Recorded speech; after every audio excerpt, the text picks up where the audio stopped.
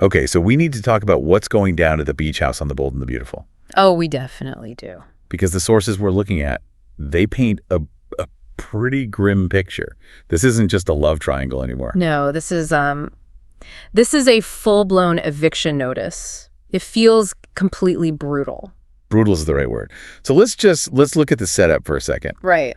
According to the source material, Ivy was supposed to be in San Francisco with Elektra. Yeah, but she backs out of the trip, stays in LA, and, as you do in this town, she ends up looking through a window she probably shouldn't be looking through. Right into Will's beach house. And the context here is, it's everything, isn't it? It is everything, because if you're inside the house, you know exactly what's happening. Will and Dylan, they're just winding down after babysitting Hayes. Just a normal evening. Totally normal. And then Dylan puts on these ballet slippers. She's practicing a little routine.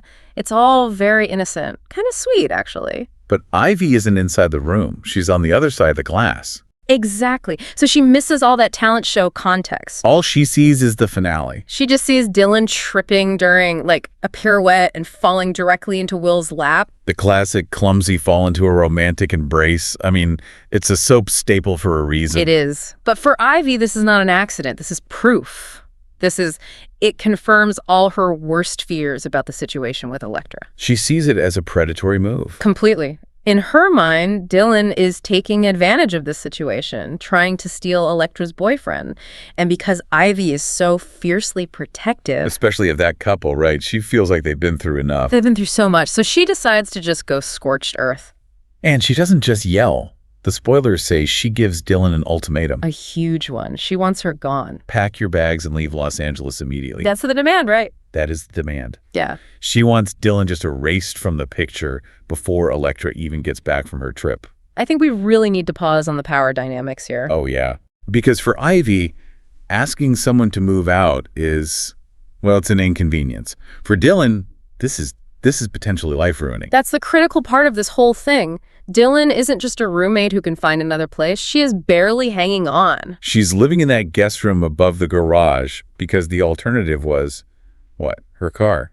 Living in her car. She's unemployed. She's vulnerable. So Ivy is literally demanding that Dylan choose homelessness. It frames Ivy in such a different light. This isn't just a protective friend anymore. No, this is a wealthy forester using someone's poverty to control a situation. It's ruthless. She's basically saying Dylan crossed the line and deserves to be on the street for it. Based on something she saw through a window for, 5 seconds. So logically, is Dylan actually going to pack up? Well, the spoilers suggest she's terrified enough to think about it, but if you sort of pull back and look at the meta of the show... The production side of things. Yeah. We know Dylan isn't going anywhere. Because Sydney Bullock is on contract. Exactly. You don't sign an actress to a contract just to, put her on a bus out of town 2 weeks later. So we know the eviction attempt will fail. It's going to fail. But the attempt itself is what's going to cause all the waves. Because Will is going to find out. He has to. And this is where Ivy's whole plan is just going to backfire spectacularly. He's not going to see a seducer. No, he's going to see his friend being bullied, being threatened. He's going to step into that protector role. Which is the ultimate irony here, isn't it? It really is. Ivy's trying to get rid of Dylan to stop any romantic tension from building. But nothing creates a bond faster than an us-against-the-world scenario. By attacking Dylan, she forces Will to defend her, to shelter her, to get emotionally invested in her safety.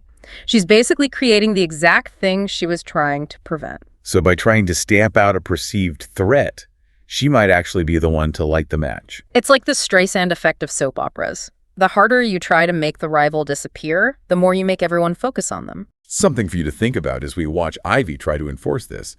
Sometimes being the loyal friend does way more damage than good. That's all for this deep dive. Thanks for listening.